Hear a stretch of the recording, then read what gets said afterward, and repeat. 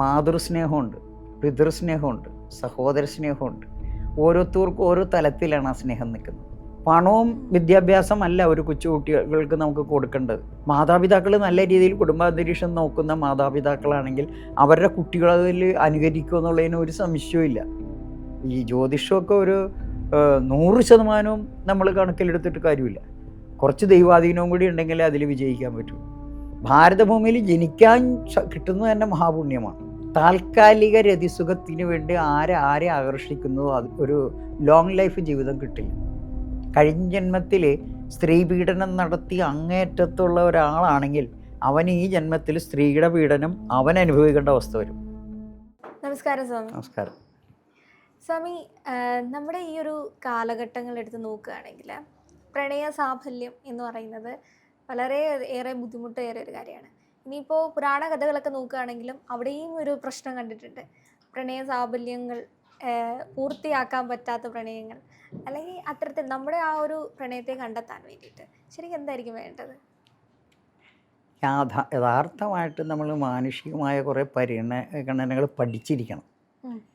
Love affair, പ്രണയം, love ജിഹാദ് എന്നൊക്കെ പറഞ്ഞിപ്പോൾ ഒരുപാട് കാര്യങ്ങൾ നമ്മൾ പത്രത്തിലൂടെ കേൾക്കുന്നുണ്ട്.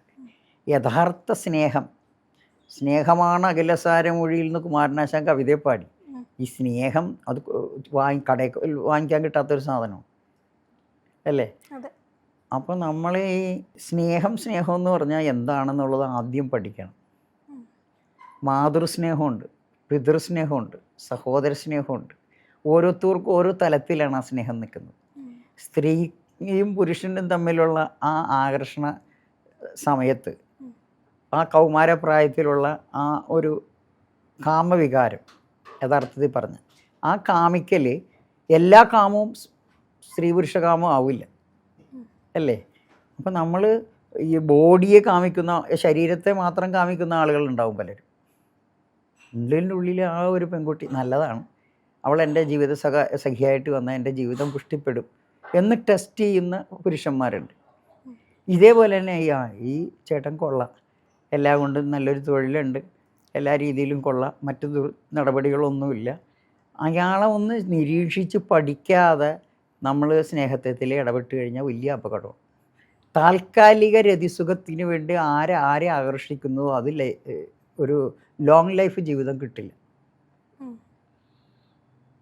ഇന്ന് ഞാൻ പല ആളുകളെയും കണ്ടിട്ടുണ്ട്. ഇപ്പോഴത്തെ ജനറേഷനിൽ കുട്ടികൾ പറയുന്നത് 26, 28 പക്ഷേ വിവാഹമൊന്നും എനിക്കിപ്പോൾ വേണ്ട, പിന്നെ മതി നീണ്ടുപോകും. പക്ഷേ ഇതെന്താ പറ്റണേന്ന് പറഞ്ഞാൽ ഈ 120 വയസ്സൊന്നും ഇനിയത്തെ കാലഘട്ടത്തിൽ ആർക്കും ഇല്ല. ഒരു വിവാഹം കഴിക്കാൻ തീരുമാനിച്ച് സന്താനോൽപാദനമൊക്കെ ഉണ്ടായി ആ കുട്ടികളെ അവർ സംരക്ഷിക്കണമെങ്കിൽ അറ്റ്ലീസ്റ്റ് ഒരു 20-24 വയസ്സിനുള്ളിൽ വിവാഹം കഴിഞ്ഞിരിക്കണം കുട്ടികൾ. സ്വാമി, ഇപ്പം ഈ പറഞ്ഞ ഒരു കാര്യത്തിന് വേണ്ടിയിട്ട് സ്വാമി പറഞ്ഞിട്ടേ നമുക്ക് ഒരു ലോങ് ടൈം എടുത്താൽ മാത്രമേ ഒരാളെ മനസ്സിലാക്കാൻ പറ്റുള്ളൂ. ഇപ്പോഴത്തെ ഒരു കാലഘട്ടം നോക്കുകയാണെങ്കിൽ വളരെയധികം ഇയർലി നേരത്തെ നമ്മൾ വിവാഹം കഴിക്കുകയാണെങ്കിൽ നമുക്ക് ആ ഒരു വ്യക്തി കറക്റ്റ് ആളെ കണ്ടുപിടിക്കുക എന്ന് പറയുന്ന ഒരു വലിയ കാര്യമാണ്. പക്ഷെ നമുക്ക് പറ്റുന്ന ആ ഒരു സോൾമേറ്റ് തന്നെയാണോ അവരെന്ന് തിരിച്ചറിയേണ്ട ഒരു സമയമില്ലേ? നമുക്ക് അങ്ങനെ ഒരാളെ ഈ പറയുന്ന രീതിയിൽ പുറമെ ഒരാളെ കാണുമ്പോൾ ഇതേപോലെ നല്ല ജോലി അല്ലെങ്കിൽ സ്വഭാവ ഗുണങ്ങൾ നമ്മളോട് ഏറ്റവും നന്നായിട്ട് നിൽക്കുന്ന ഒരാളെ മാത്രമേ നമ്മൾ ആ ഒരു സമയത്ത് ഓക്കെ ആയിട്ട് തോന്നുള്ളൂ. പക്ഷെ പിന്നീടായിരിക്കും അവരുടെ മറ്റൊരു വേർഷനൊക്കെ നമ്മൾ കാണുന്നത്. അപ്പോൾ അതിന് ഒരാളെ കൃത്യമായിട്ട് ഇതാണ് നമ്മളുടെ സോൾമേറ്റ് എന്ന് തിരിച്ചറിയേണ്ട ഒരു സമയമില്ലേ? തിരിച്ചറിയണമെങ്കിൽ ആദ്യം തന്നെ അയാളുടെ കുടുംബ പശ്ചാത്തലം ആദ്യം തന്നെ ഞാനൊരു എക്സാമ്പിൾ പറയും. ഒരു വിവാഹം കഴിക്കണം, ഒരു പുരുഷനെ കണ്ടെത്തണം. അപ്പോൾ ഇയാളെ കണ്ടെത്തി കഴിഞ്ഞാൽ അവരുടെ മാതാപിതാക്കളുടെ സ്വഭാവത്തെക്കുറിച്ച് ആദ്യം പഠിക്കണം. ഇവർക്ക് ബീജം നൽകിയ മാതാപിതാക്കളുണ്ടല്ലോ, ജന്മം നൽകിയ ആ മാതാപിതാക്കളെ നമുക്ക് കഴിവുണ്ടെങ്കിൽ അവരെ പഠിക്കണം. അവർ ലവ് പെട്ടതാണ്, അറേഞ്ച്മെൻറ്റ് വിവാഹമാണ്, അവരുടെ കുടുംബത്തിൽ ശാന്തിയും സമാധാനമായിട്ടാണ് അവർ ജീവിക്കണം എന്നുള്ള രീതിയിൽ നമുക്കൊരിന്ന് നോക്കാനായിട്ട് മൊബൈലും ഫ്രണ്ട്സും ഒക്കെ ഉള്ളതുകൊണ്ട് പെട്ടെന്ന് കഴിയണ കാര്യമാണ്. വർഷങ്ങളൊന്നും വേണ്ട. പക്ഷെ അതിപ്പോ ഒരു പോസിബിൾ അല്ലല്ലോ. ചിലപ്പം ഇന്നിപ്പോ വളരെ സന്തോഷത്തോടെ ജീവിക്കുന്ന അച്ഛൻ്റെ അമ്മയുടെ മക്കളാണെങ്കിൽ പോലും അവരുടെ ജീവിതം എടുത്ത് നോക്കി കഴിഞ്ഞാൽ അവർ ചെന്നപ്പെടുന്ന സർക്കിളുകൾ അനുസരിച്ചിട്ട് അവരുടെ സ്വഭാവ മാറ്റപ്പെടും. അപ്പൊ നമുക്ക് ഈ പറയുന്ന കുടുംബ പശ്ചാത്തലങ്ങളൊന്നും ഇപ്പോഴത്തെ ജനറേഷനിലെ ജീവിതങ്ങളിലേക്ക് നമുക്ക് അത് നോക്കിയിട്ട് നമ്മൾ കുടുംബ പശ്ചാത്തലം ഒരു പരിധിവരെ കറക്റ്റാ. അതായത് ചെറുപ്പത്തിലെ അയാൾ വളർന്ന കാലഘട്ടത്തിൽ എല്ലാ കുട്ടികൾക്കും എനിക്ക് അവരുടെ അച്ഛനെ പോലെ ആവണം, അമ്മയെ പോലെ ആവണം എന്നാണ് അവർ ചെയ്യുന്ന പ്രവൃത്തിയാണ് അവരുടെ മനസ്സിൽ കയറിയിരിക്കുന്നത്. മനസ്സിലായില്ലേ? മാതാപിതാക്കൾ നല്ല രീതിയിൽ കുടുംബാന്തരീക്ഷം നോക്കുന്ന മാതാപിതാക്കളാണെങ്കിൽ അവരുടെ കുട്ടികളിൽ അനുകരിക്കും എന്നുള്ളതിന് ഒരു സംശയവും ഇല്ല. പക്ഷെ ഇന്നത്തെ ജനറേഷൻ അതല്ലല്ല. കുട്ടികളെ വെളുപ്പിനെ എഴുന്നേൽപ്പിക്കേണ്ടി 8 മണിക്ക് വണ്ടി വരുമെങ്കിൽ 7:30 വരെ ഉറങ്ങാൻ അനുവദിക്കുക. അത് കഴിഞ്ഞൊന്ന് കുളിച്ചിട്ട് ഓടി കൊണ്ടുപോയി ചോറാക്കി കൊടുത്ത് വിടുക. വൈകുന്നേരം വരുമ്പോൾ ട്യൂഷന് വിടുക. ഈ പഠിപ്പെന്നല്ലാതെ കുട്ടികൾക്ക് വേണ്ട ജ്ഞാനോപദേശങ്ങൾ കൊടുക്കാനായിട്ട് മാതാപിതാക്കൾ തയ്യാറാകുന്നില്ലെങ്കിൽ അത് അപകടത്തിൽ അങ്ങനെയുള്ള കുടുംബത്തിലെ കുട്ടികൾ നേരെ വരില്ല. മനസ്സിലായില്ലേ? പണവും വിദ്യാഭ്യാസമല്ല ഒരു കൊച്ചു കുട്ടികൾക്ക് നമുക്ക് കൊടുക്കേണ്ടത്. ഈ സാധാരണ പടവലങ്ങ വളർത്തുമ്പോൾ ചെറിയ കല്ല് കെട്ടി വലിയ കല്ല് കെട്ടി ഇങ്ങനെ വന്നാലേ നീണ്ട ഒരു പടവലങ്ങയായിട്ട് കിട്ടും, അല്ലെങ്കിൽ വളഞ്ഞു പോകും എന്ന് പറഞ്ഞതുപോലെ കുട്ടികളെ അവരുടെ ഒരു 6 വയസ്സ് മുതൽ അവരെ ശുശ്രൂഷിച്ച് അവർക്ക് ആ മാതാപിതാക്കളുടെ പരിലാളനങ്ങളും അവൻ സ്കൂളിൽ പോയി വരുമ്പോൾ അവരായിട്ട് സംസാരിക്കാനും അവർക്ക് വേണ്ട മാർഗനിർദ്ദേശം ചോദ്യോത്തരം കൊടുക്കാനും മറ്റു ഗുരുക്കന്മാരുമായിട്ട് സത്സംഗത്തിൽ ഏർപ്പെടാനൊക്കെ ഉള്ള അവസരം. ഹൈന്ദവ കുടുംബങ്ങളിൽ പണ്ടൊക്കെ സന്ധ്യാനാമം ചൊല്ലിയില്ലെങ്കിൽ ഭക്ഷണം കിട്ടൂലായിരുന്നു അല്ലേ? ഇന്ന് സന്ധ്യാനാമം എന്നൊരു വിഷയമല്ല. അപ്പോൾ ആ രീതിയിലേക്ക് ജനം മാറിക്കഴിയുമ്പോൾ ഒരാളെ എങ്ങനെ തിരിച്ചറിയുമെന്നാണ് അടുത്ത ചോദ്യം. അതെ, നമ്മളുടെ മുന്നിലേക്ക് വരുന്ന ഒരാളെ ഈ പറയുന്ന രീതിയിൽ ഇപ്പോൾ പുരാണങ്ങളിലൊക്കെ ഇവരവരുടെ സോൾമേറ്റിനെ കണ്ടെത്തുന്ന രീതികളൊക്കെ ഇങ്ങനെ വിവരിച്ച് വെച്ചിട്ടുണ്ട്. അപ്പോൾ ആ ഒരു രീതിയിൽ നമ്മുടെ ജീവിതത്തിലേക്ക് വരുന്ന സമയത്ത് നമുക്ക് എങ്ങനെയാണ് കൃത്യമായി കണ്ടെത്താൻ പറ്റുന്നത്? ഇനിയിപ്പോൾ കണ്ടെത്തി കഴിഞ്ഞ് കഴിഞ്ഞാലും പൊതുവേ ഉള്ളതാണ്, ഇപ്പോൾ സ്ത്രീയും പുരുഷനും ഒരേപോലെ വളരെ ആത്മാർത്ഥമായാണ് ആ ഒരു പ്രണയത്തിൽ നിൽക്കുന്നതെങ്കിൽ പലപ്പോഴും ദൈവത്തിൻ്റെ ഭാഗത്തു നിന്ന് അവരെ പിരിക്കുന്ന ഒരു സന്ദർഭങ്ങളിലേക്കായിരിക്കും പോകുന്നതെന്ന്.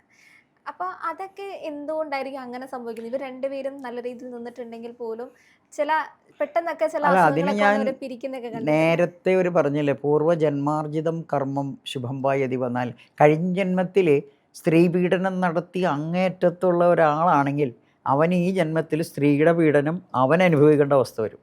കർമ്മഫലം അനുഭവിച്ച് തീരാതെ ഇവിടുന്ന് പോയില്ല. സഞ്ചിത കർമ്മവും പ്രാരാബ്ധ കർമ്മവും എന്ന് പറഞ്ഞാൽ അതാണ്. ഈ അടുത്ത ജന്മം മനുഷ്യൻ്റെ ജന്മം കിട്ടണമെന്ന് നിർബന്ധമൊന്നുമില്ല. 84 ലക്ഷം ജന്മങ്ങളുണ്ട്, ഈച്ച പൂച്ച മരം മാഞ്ചാടിയൊക്കെ ആയിട്ട്. അപ്പോൾ നമ്മുടെ അടുത്തത് മനുഷ്യജന്മം കിട്ടിക്കഴിഞ്ഞാൽ കഴിഞ്ഞ ജന്മത്തിൽ ഇവൻ അല്ലെങ്കിൽ ഒരു സ്ത്രീ അവൻ പുരുഷനെ വഞ്ചിച്ചവളാണെങ്കിൽ ഈ ജന്മത്തിൽ അവളതിൻ്റെ കർമ്മഫലം അനുഭവിച്ചേ തീരുള്ളൂ. പൂർവ്വജന്മാർജിത ദുരിതങ്ങൾ നമ്മൾ ഇപ്പം ഇങ്ങനെ ഒരാളെ കണ്ട് പറഞ്ഞ് മനസ്സിലാക്കാൻ പറ്റില്ല. അപ്പം അവരെന്ത് വേണം, അവരൊരു 4 കൂട്ടുകാരൊക്കെയാണ്. ആതിരയുടെ 4 ഫ്രണ്ട്സിനെ കണ്ടു കഴിഞ്ഞാൽ ആതിരയുടെ സ്വഭാവം അറിയാം. അവരുടെ 4 പേരെയും സ്വഭാവത്തെ പഠിച്ചു കഴിയുമ്പോൾ ആതിരയുടെ ഒരു 50% സ്വഭാവം നമുക്ക് മനസ്സിലാക്കിയെടുക്കാൻ പറ്റും. അപ്പോൾ നമ്മൾ ഉദ്ദേശിക്കുന്ന പുരുഷൻ ഇന്ന ആളാണ്, അവരുടെ ഫ്രണ്ട്സ് എന്തൊക്കെയാണ്, അയാളെ പഠിക്കണമെങ്കിൽ ആ ഫ്രണ്ട്സിനൊന്ന് പഠിക്കുക, അവരൊക്കെ നല്ല വഴിക്കാണ് പോണത് എന്ന് എന്നാലും അതിലും തലതിരിഞ്ഞവനുണ്ടാവും. വളരെ കണ്ണുമിഴിച്ച് നോക്കിയിരിക്കേണ്ട ഒരു കാലമാണ് കലിയുഗം. അപ്പോൾ അയാളുടെ കൂട്ടുകാരെയും അവരുടെ കുടുംബ പശ്ചാത്തലവും ഒന്ന് പഠിക്കാൻ തയ്യാറായിട്ട് വിവാഹ ജീവിതത്തിലേക്ക് പോയാൽ കുറേ നമ്മൾ രക്ഷപ്പെടും. അല്ലാതെ പെട്ടെന്ന് കണ്ട് ഹായ് ഹോയ് ഇട്ടിടും, തീർന്നു. ഇവനെ പിടിച്ച് അവൻ്റെ പുറകെ പോയാൽ അവൻ്റെ താൽക്കാലിക കാമസുഖം രതിസുഖം കഴിഞ്ഞ് കൂടി വന്ന ഒരു കുട്ടി 2 കുട്ടി ആവണേക്കും ഡൈവേഴ്സാണ് ഇപ്പോഴത്തെ വിവാഹത്തിൻ്റെ ഏറ്റവും വലിയ അപകടം വരുന്നത്. ലവ് അഫെയറിലെ ഭൂരിപക്ഷം ആളുകളും, ഞാനൊരു ജ്യോത്സ്യനായതുകൊണ്ട് പറയുന്നു, പലരും കാരണന്മാരും വന്ന് കരഞ്ഞു വന്നിട്ട് പറയുന്നുണ്ട് ഭർത്താവ് അങ്ങനെ പോയി ഇങ്ങനെ പോയി കേസ് ഫയൽ ചെയ്യണം ഇതൊക്കെ പറഞ്ഞുകൊണ്ടിരിക്കുന്നത്. ഈ നിയമപ്രകാരം പോയി കഴിഞ്ഞാൽ എനിക്ക് ജോലിയുണ്ട്, എനിക്കിപ്പോൾ അയാളില്ലെങ്കിലും എൻ്റെ കുട്ടികളെ ഞാൻ വളർത്തിക്കോളാം, അല്ലെങ്കിൽ അവൾ പോയാലും കൊള്ളാം, എനിക്ക് വേറെ പെണ്ണിനെ കിട്ടും. ഈ രീതിയിൽ കലിയുഗത്തിൽ കുടുംബഛിദ്രം ധാരാളം വന്നുകൊണ്ടിരിക്കുകയാണ്. ഇത് നമ്മൾ അവരുടെ ബാക്ക്ഗ്രൗണ്ട് കുടുംബ പശ്ചാത്തലങ്ങളൊന്നും അന്വേഷിക്കാതെ അച്ഛൻ പറഞ്ഞ് എന്നെ ചക്കനെ കെട്ടിക്കോ, ഞാൻ നോക്കി അവർ ജാതകം ചേരുമെന്ന് ജ്യോത്സ്യരും പറഞ്ഞ് ചെന്നു.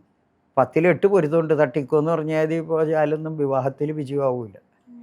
ഈ ജ്യോതിഷമൊക്കെ ഒരു 100% നമ്മൾ കണക്കിലെടുത്തിട്ട് കാര്യമില്ല. കുറച്ച് ദൈവാധീനവും കൂടി ഉണ്ടെങ്കിലേ അതിൽ വിജയിക്കാൻ പറ്റുള്ളൂ. ഞാൻ ജ്യോത്സ്യനായതുകൊണ്ട് തന്നെ പറയുന്നു.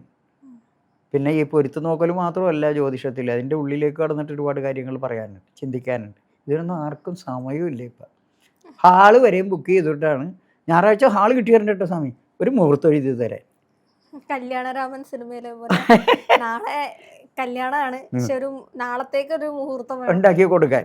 അപ്പോൾ ആ നാളത്തെ ഉള്ള ഉള്ളതിൽ നല്ല സമയം ഇപ്പോൾ എല്ലാവരും കണ്ടുപിടിച്ചു, അഭിജിത്ത് മുഹൂർത്തം. കുഴപ്പമൊന്നുമില്ല, തട്ടിക്കോ, എന്ത് വേണമെങ്കിലും തട്ടിക്കോ. പക്ഷെ അത് നേരത്തെ കാലേ കൂട്ടി ഒരു നല്ല സമയം നിശ്ചയിച്ച് ആ കുട്ടിയുടെ മെൻസസ് ഡേറ്റുകളെല്ലാം മാറ്റി ഇങ്ങനെ കുറേ കാര്യങ്ങളുണ്ടേ. അപ്പോൾ അവർക്ക് ബീജസങ്കലനം ചെയ്യുന്ന ശാന്തി മുഹൂർത്തം, ഇങ്ങനെ എല്ലാ ചിട്ടകളും ചെയ്യുന്ന വിവാഹത്തിലേക്ക് പോകുമ്പോൾ പാശ്ചാത്യലവും നോക്കിക്കഴിയുമ്പോൾ അവരുടെ ലൈഫ് കുറേ നീണ്ടുപോകും. ഇത് എടുത്തോ പഠിച്ചോ, ഞാനിപ്പോൾ ലീവിന് വന്നിട്ടുണ്ട്, എനിക്ക് 2 മാസമേ ലീവുള്ളൂ, ഈ 2 മാസം കൊണ്ട് കല്യാണം കഴിച്ച് പോകണം. എന്നിട്ട് ഒരു ദ്രുതഗതിയിലുള്ള അന്വേഷണവും മുൻകാല പരിചയം ഒന്നും നോക്കാനില്ല. പെൺകുട്ടി തയ്യാറായ കല്യാണം കഴിഞ്ഞ് അവൻ പിറ്റേ ദിവസം വിസയും കിട്ടിപ്പോയി. പിന്നെ അവൾക്ക് വിസ ഉണ്ടാക്കി വരുമ്പോഴാണ്, അല്ലെങ്കിൽ പിന്നെ അടുത്ത കുട്ടിയായി കഴിഞ്ഞിട്ടാണ് അവൻ കാണാൻ വന്നത്. അപ്പം നമ്മുടെ ഇന്ത്യയിലെ കൾച്ചറിൽ ഭാരതം പുണ്യഭൂമിയാണെന്നും ഭാരതത്തിൽ ജനിച്ച് ഭാരതത്തിന് വേണ്ടി ജീവിച്ച് നമ്മൾ മുന്നോട്ട് പോകണമെന്നാണ് ഋഷീശ്വരന്മാരും എൻ്റെ ഗുരുനാഥന്മാരും ഭഗവാൻ സത്യസായിബാബയും പറയുന്നു. ഭാരതഭൂമിയിൽ ജനിക്കാൻ കിട്ടുന്നത് തന്നെ മഹാപുണ്യമാണ്. അപ്പം നമ്മൾ കുറേ ടെസ്റ്റ് ചെയ്യാതെ പെട്ടെന്ന് എടുത്തൊരു വിവാഹ ജീവിതത്തിലേക്ക് പോകുമ്പോഴാണ് ഈ കുഴപ്പങ്ങളൊക്കെ ഉണ്ടാകണേ എന്നുള്ളതിൽ സംശയമൊന്നുമില്ല.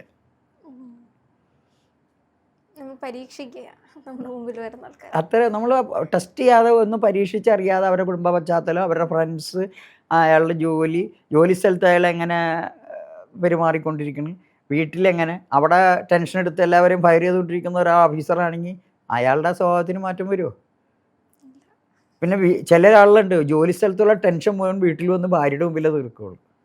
അവിടെ അയാൾ നല്ല പുള്ളിയാവും, ദേഷ്യം മുഴുവൻ കുടുംബത്തിലാവും, പിന്നെ അവർക്ക് സമാധാനം കിട്ടൂല.